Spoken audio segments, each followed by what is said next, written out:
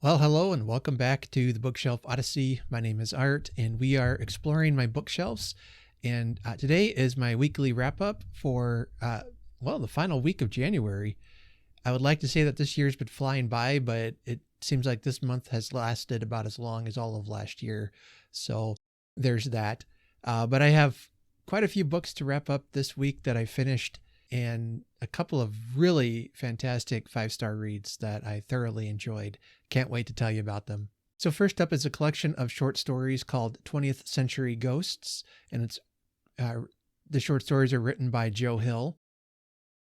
Apparently, I am the last one in the universe to realize that Joe Hill is the son of Stephen King, and you definitely can see some of the family influence in his writing. But not having read a lot of Stephen King, I felt like I could still see Joe Hill as his own author, and this collection of stories was fantastic. There were some I didn't care for, and some that were a little too gruesome for my tastes, but even the ones that I didn't like because of the ick factor, I could tell were really well written. So if you like ghost stories, horror stories, that kind of thing, that's what most of those of his short stories are about in that vein.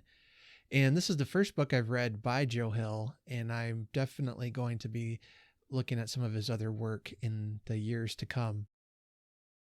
Rather than go through all of the short stories in the book, there's like 15, I believe. I'm just going to talk quickly about my top 3 favorites. One was called Better Than Home. It was not so much a horror story. Actually, that one was more of just a slightly unusual story, but it's about, really at its heart, it's a touching story of a son with his father. His father coaches Major League Baseball team, and it just still tells some stories about him hanging out with his father over the summer while his father's coaching baseball. It's what I like about horror stories and ghost stories and things, that it's not just a story of, spooks and scares and gore and stuff like that, but at its heart, there's a heartfelt story. And that's what you get here. Although, like I said, the scare factor and the horror factor is virtually non-existent in the story, but you get a really touching story of a father and his son.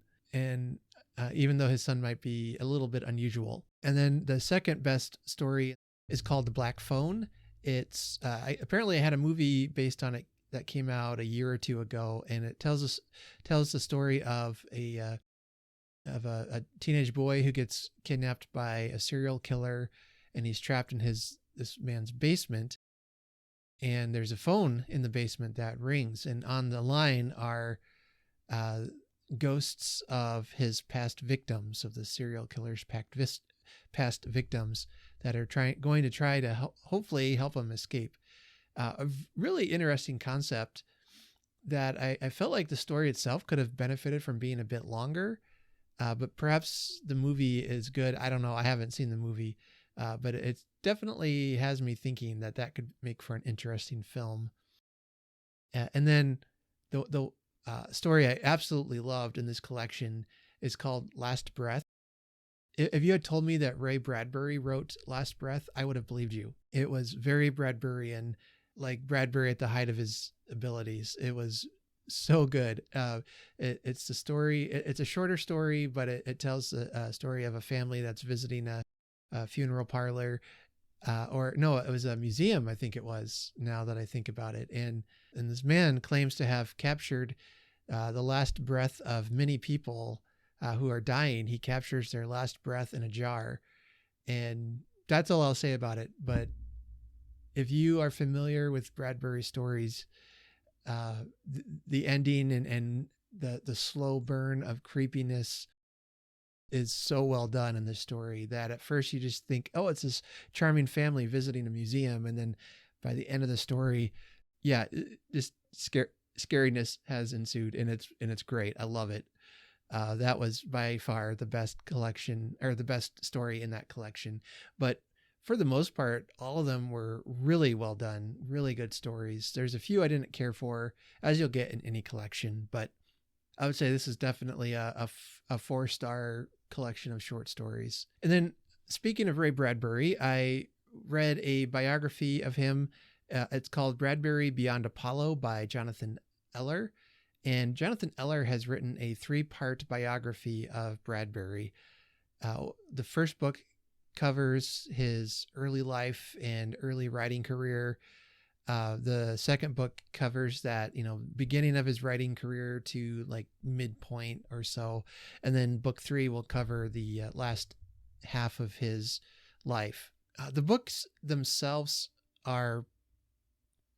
they read a little more scholarly than, say, like Sam Weller's biography of Bradbury. And I would still say that Sam Weller's biography is the superior biography. But what I liked about Eller's is that because he took so many books to tell Bradbury's story, he's able to kind of dig in a little deeper into Bradbury's life and stories. So the last half of his life was an interesting one, and just not only his longevity, but Bradbury's ability to continue to write stories that maybe weren't quite as good as his early ones, but still, I think Bradbury continued to have something to say and something important to say. And I've enjoyed many of his later short stories as well as his early ones. So all that to say, Eller's biography is good if you want to read a really in-depth, maybe more technical, scholarly kind of biography. But if you're looking for something a little more, I guess they would call it I don't want to call it a pop biography, because it is Sam Weller's biography is well written, very, very well done. And to me, that's the definitive Bradbury biography.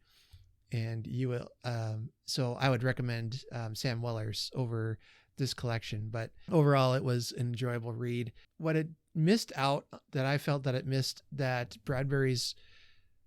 that Sam Weller's biography really captured, was an emotional connection. By the end, as he's writing about the end of his life, it got better as far as my emotional connection, and then describing his final days and different things. The emotions were there, and I enjoyed reading and digging deeper into Bradbury's life. So for someone who, if you really want to deep dive into Bradbury's life and stories, this would be a great book to read. And then one of the 2 5-star books I've read this past week is this one is called Around the World in 80 Trains, and it's written by Monisha Rajesh. She is a British writer. She loves trains, and she decided to take a train trip around the world and to try to do it in 80 different trains. Now, whether she manages that or not, you'll have to read the book. But it is a delightful, wonderful, well-written travel journal that she published as this book, where she and her boyfriend or fiance travel the world in a train. And they just go to different trains in different countries and travel around the country in those trains. And I absolutely loved it. It's something I would love to do someday. However, she probably has more courage than I do, because she even got a chance to travel by train in North Korea. And that was a very interesting chapter. I was very tense through all of it. I think as was she, traveling through North Korea. But you really get an eyes on the ground view of was going on in that country at that time. But even in that, she writes, it's quite possible that a lot of it was still propaganda for tourists and visitors. But you get a really frank look at the world as she travels and meets people and talks to people and makes new friends along the way, and all those great tropes that I love about travel books like that make me just want to go out and do it. I myself would love to ride trains more. I don't like planes because I have a kind of a fear of heights, and I hate driving because I like to read when I travel. Trains are really the way to go. When I moved from Washington State to Iowa, I decided to take Amtrak, and it was the best trip of my life. Well, up to that point anyway. I've taken a few others I've enjoyed, but traveling by rail was so fun. And like many of the books I would come to love, I got to meet some really fascinating people and got to see a lot of the country that I wouldn't have normally been able to see. So yeah, that was a lot of fun, and I'd love to do something like that again. But again, the book is called Around the World in 80 Trains. It's nonfiction, and it looks like Monisha Rajesh has another book called Around India in 80 Trains, which I think I'm definitely going to read that at some point. For this book, I did the audiobook version, and I would certainly recommend the audiobook. The author herself reads it. So not only does she have such a strong narrative writing voice, but her actual voice was so pleasant to listen to, a beautiful English accent. I could have listened to many more books that she narrates. So I would definitely, if you like those kinds of travel books, I would check that out. And you can see the world through the eyes of Monisha and don't have to worry about leaving your house. And then I read a novella by Elizabeth Gaskell. The novella is called A Dark Night's Work, and it was first published in Charles Dickens's magazine All the Year Round. And Dickens did actually alter the title a little bit against Elizabeth Gaskell's wishes. I think she had called it just A Night's Work, but he added the dark to it to make it a little more creepy or suggestive. And I know Gaskell didn't want that, but I kind of like the change, to be honest. It gets the point across, certainly. Here's a synopsis for the story. It says that the story centers on a country lawyer, Edward Wilkins, and his daughter, Eleanor. Edward has an artistic and literary personality unsuited to his social position as the son of a successful lawyer who takes over his father's practice in the provincial town of Hamley. His daughter, Eleanor, I'm trying to be careful of some spoilers here, but his daughter Eleanor becomes engaged to a young upcoming country gentleman named Ralph Corbett. And this all happens kind of near the beginning of the story. But Eleanor's father and Ralph Corbett have an argument, a drunken argument. Edward accidentally kills his daughter's fiance. And that's all I'll say about it. How the two of them try to cover it up. And what happens after is a slow build of tension and fear that is masterfully done by Gaskell throughout this short story, novella. I think the edition I read, it was on my Kindle. It was about 120 pages. Not too hard to read. I read it over the course of a couple of days, and it was a really fun read. And then the last book I finished, I just finished this morning, and it's called Buried by Ellison Cooper. It is book 2 in the Agent Ulster series. And the first book I read last year, I believe it was, and it was called Caged. And I gave that book 5 stars. But this book is so much better than that book that maybe this book would get 6 or 7 stars. I don't know. Okay. Stars are meaningless anyway, I suppose. I always just go on my gut. So they usually end up being 5 or 4 stars. Anyway, the main protagonist is Agent Sayer Ulster, and she's an FBI agent. She works with investigating serial killers, and she's working on I think she's working on a doctorate in that field as well in the book. And so she's studying people who are classified as psychopaths, and she's got them divided between criminal psychopaths and psychopaths who have not yet committed any crimes. So she's studying the two, and this is all kind of background, I think, for the overarching storyline over the series, in that she comes across a patient she calls Subject 037, who is high up in the government. She doesn't know who he is, and he just got a perfect score on the psychopath test that she gave him. So that would explain a lot about our government if there were more like that we didn't know about. But anyway, that's all happening in the background of the main story, which is another FBI agent uncovers a cave, kind of a cave system in the Appalachian Mountains that contain a lot of bones and a couple of not so old dead bodies. It looks like it's an active crime scene where a serial killer has been dumping bodies recently. Agent Ulster gets involved in that mystery. It is a very well plotted, deceptive story with lots of twists and confusion along the way. It's a thriller by every stretch of the imagination, and you're just left wondering what's going to happen next. I had a hardback edition of this book, and I really just felt like it kickstarted my ability to read again. I mean, I say that I feel like a couple years ago, something happened, some switch flipped, and I've been reading more audiobooks than I have been reading actual books. And I don't know if I'm getting late term ADD or something about listening to a bunch of audiobooks during the pandemic kind of changed the way I like to consume my book media. But like I mentioned in one of my previous videos, I listened to, I think it was like 150 audiobooks last year. And that really raised my my book numbers up. But anyway, this reminded me of how much fun it is to read words on a page. And just for instance, this morning I got up early. I was going to read maybe about 20 pages, but I ended up reading 70 and missed having breakfast. I was almost late for work because I just had to finish the story. And it really, those last 70 pages just gripped me with the tension. The things that her FBI team uncovers about the mystery were very frightening. It doesn't involve any kind of sexual violence or anything like that, if that's something you're concerned about. But it's more the serial killer would capture these people, and then it was more mental with how he would treat them and the things he would drive them to do. Was very unsettling. But I would encourage you to read that series if you want to read a good FBI mystery thriller with a little bit of political intrigue in the background.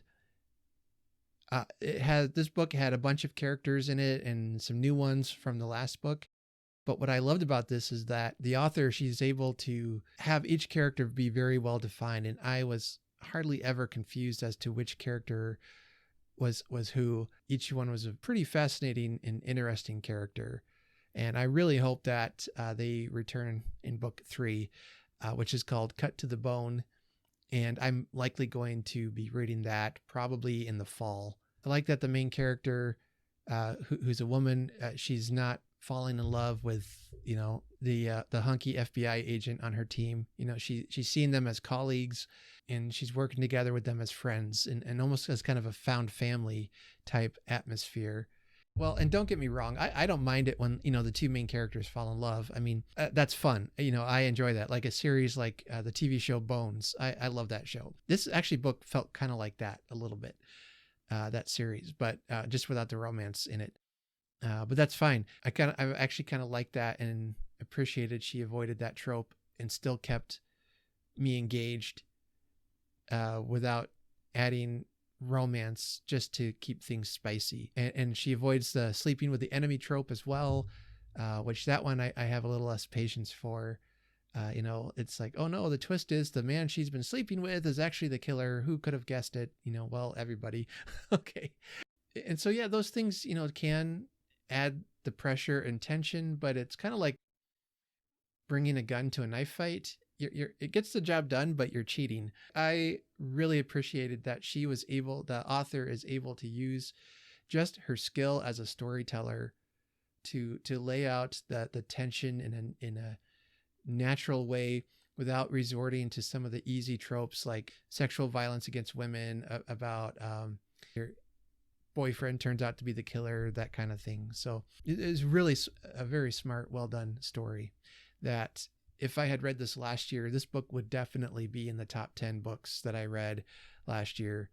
So I expect that this one might hang in there and be in the top 10 when by the end of the year.